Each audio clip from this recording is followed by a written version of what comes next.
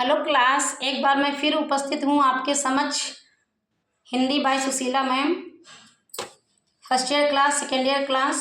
आज लाइट नहीं आ रही तो गर्मी भी है और थोड़ा सा अंधेरा भी है क्लास, तो मैनेज कर लीजिएगा प्लीज़। तो आज हम आपको व्याकरण मंजूषा में पढ़ाएंगे दैविक आपदा भूकंप। दैविक आपदा भूकंप।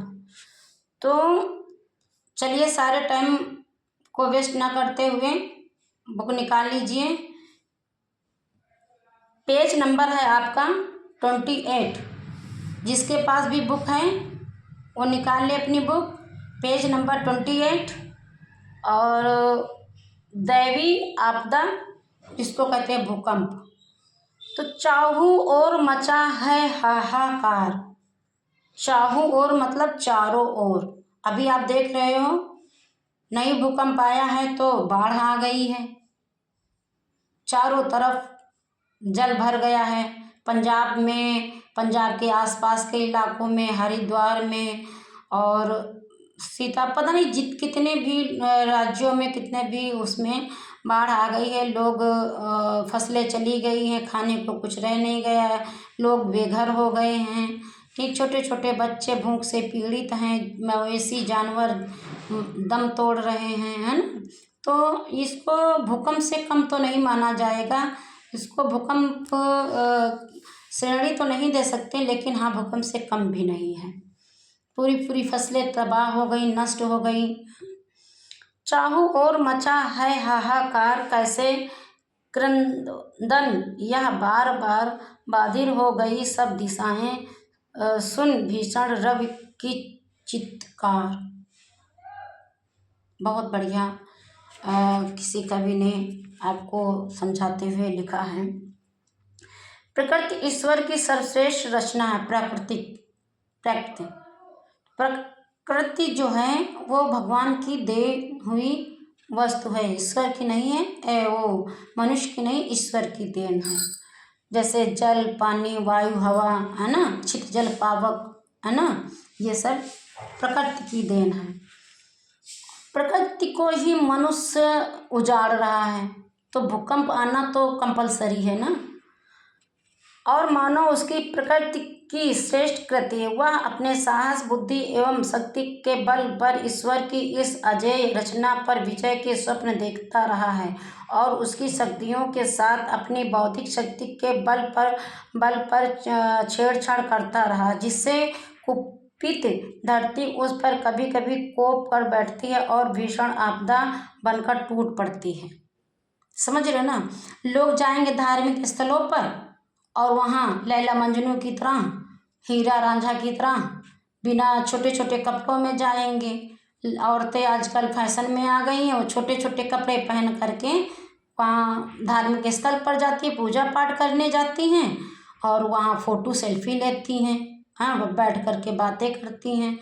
तो थोड़ा सा तो ये देखा जाए तो हमारी जो सभ्यता है, हमारा जो कल्चर है, जो हमारी संस्कृति है, ये कहीं ना कहीं नष्ट होती जा रही है। समझ रहे हो ना। आजकल की लड़कियां, उनको कह दो सूट पहन लो तो वो सूट नहीं वो पहनती हैं, छोटे छोटे कपड़े पहनती हैं। और पहले की औरतें और लड़कियां सूट और सलवार और साड़ी बांध करके रहती थी। ठीक, समझ रहे हो ना। तो कल्चर जहाँ पर हमारी सभ्यता जो है तार तार हो रही है, वहीं पर प्रकृति अपना रूप दिखा देती है, जिससे कुपित धरती पर उस पर कभी कभी कोप कर बैठती है और भीषण आपदा बनकर टूट पड़ती है। 3 प्रकार की आपदाएं दैविक एवं भौतिक मानव का पीछा किसी न किसी रूप में करती रहती हैं। दैहिक एवं भौतिक आपदाओं का सामना तो वह किसी प्रकार कर लेता है, लेकिन दैवी आपदाओं जैसे आंधी, तूफान, अकाल, अनावृष्टि, सूखा, अतिवृष्टि, बाढ़ एवं भूकंप के आगे वह विवश और असहाय हो जाता है।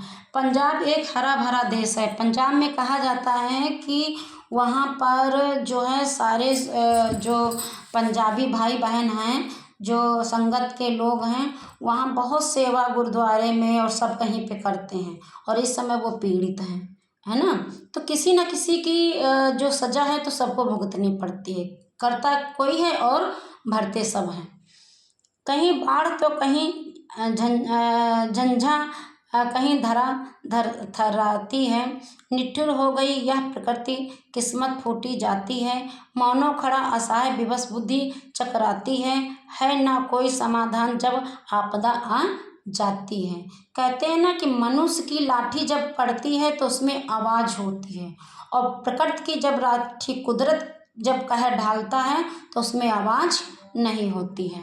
भूकंप अर्थात भूमि का हिलना, जिसे भूचाल की संज्ञा भी दी जाती है, एक दैविक आपदा है। विश्व भर में कोई क्षेत्र ऐसा नहीं है जहां भूकंप न आया हो। प्रतिदिन विश्व में लगभग 50 भूकंप आते हैं। हल्के फुल्के इस झटके विशेष हानि नहीं करते, जबकि जोर के झटके विनाश व प्रलयकाली दृश्य उपस्थित कर देते हैं। मनाली, कुल्लू मनाली वगैरह में जाओ, जहाँ झटका आया, जो पहाड़ों पे मकान बने हुए हैं वो ढह जाते हैं, है ना। तो भूकंप क्यों आते हैं, यह एक ऐसा प्रश्न है जिसके उत्तर धरती के गर्भ में छिपा हुआ है, जिसका रहस्य घटन कोई नहीं कर सकता, वरना अन्य कष्ट के समान ही मनुष्य इसका भी समाधान ढूंढ निकालता है। भूकंप के विषय में लोगों में अनेक किंवदंतियां प्रचलित हैं। पौराणिक विचारों वाले लोगों की धारणा है कि यह पृथ्वी शेषनाग के फन पर टिकी है। जब पृथ्वी पर अनाचार बढ़ता है तो फुफकारता है, जिसकी परिणति है कि यह भूकंप अथवा शिव जी की नींद बैल के सींग पर रखी हुई है। यह धरा जब वह इसके बोझ के कारण थककर करार लेती है तो भूकंप आता है। लेकिन भूगर्भ शास्त्रियों का मत है कि धरती के भीतर के तरल पदार्थ गर्म के कारण फैलते हैं तो भूकंप का कारण बनते हैं, तथा किसी ज्वालामुखी के फटना भी भूकंप का कारण है। वहीं कुछ और लोगों का कहना है कि जब जब धरती पर जनसंख्या वृद्धि हो जाती है तब प्रकृति उसे भूकंप के द्वारा स्वयं संतुलित कर देती है। समझ रहे हो ना आप लोग। तो ऐसा है भूकंप का कारण, समझ लीजिए क्या क्या कारण है। लेकिन कारण जो भी हो, भूकंप से भरी तबाही मच जाती है। वर्षों की मेहनत, परिश्रम, आशाएं सब पल भर में महाविनाशकारी भूकंप में स्वाहा हो जाती हैं। रह जाते हैं केवल भवनों के मलबों के ढेर। जो लोग धरती की गोद में समा जाते हैं उन्हें निकलने के लिए अनेक प्रयत्न करने पड़ते हैं। धनाढ़ निर्धन हो जाते हैं, बचे हुए लोग असहाय, जिन्हें जीने की भी लाले पड़ जाते हैं। ऐसे अनेक उदाहरण, जैसे कावेटा का 1935 का भूकंप, फिर लातूर, उत्तरकाशी और चमोली का भूकंप, तथा गुजरात का वह भीषण भूकंप जब गुजरात की तकदीर प्रकृति के निर्मम हाथों विनाश की कगार तक लिखी गई है। इस विनाश को कम किया जा सकता है। जापान में विशेष तरह की लकड़ी के गत्ते के मकान बनकर इसके प्रभाव को कम करने का प्रयत्न किया गया। हमें भवनों का निर्माण करने में विशेष सावधानी बरतनी चाहिए तथा विशेषज्ञों से परामर्श करके इस भवन को बनाने चाहिए जिन पर भूकंप का सीधा प्रभाव न पड़े।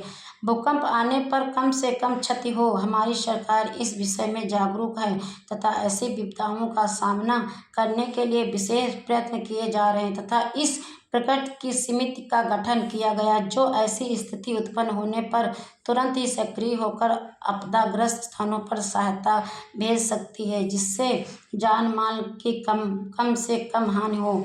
चंद्र एवं मंगल ग्रहों पर विजय पाने पर ही मनुष्य को अपनी शक्ति व बुद्धि पर घमंड नहीं करना चाहिए, क्योंकि विज्ञान भी इस दैवी आपदा के सामने विवश है। अतः ईश्वर की शक्ति के आगे नतमस्तक होकर उसकी कृपा की कामना करने के साथ साथ सुबुद्धि से ऐसी विपदाओं के हल ढूंढने के लिए सतत प्रयास करते रहना ही श्रेय है।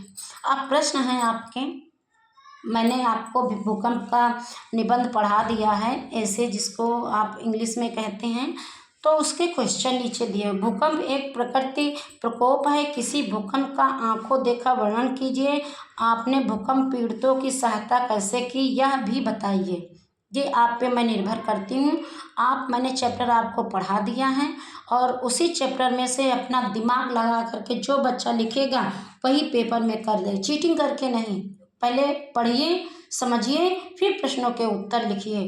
भूकंप पीड़ित क्षेत्र की दुर्दशा का वर्णन कीजिए। भूकंप जैसी आपदाओं का सामना कैसे किया जाए, अपने सुझाव दीजिए। तो ये एक दो हमने आपको ऐसे पढ़ा दिए हैं। अब हम आपको पर्यायवाची और विलोम और बाकी जो भी आपके सब्जेक्ट में होगा व्याकरण से संबंधित, उसको पढ़ाने का भी प्रयास करेंगे। Thank you class.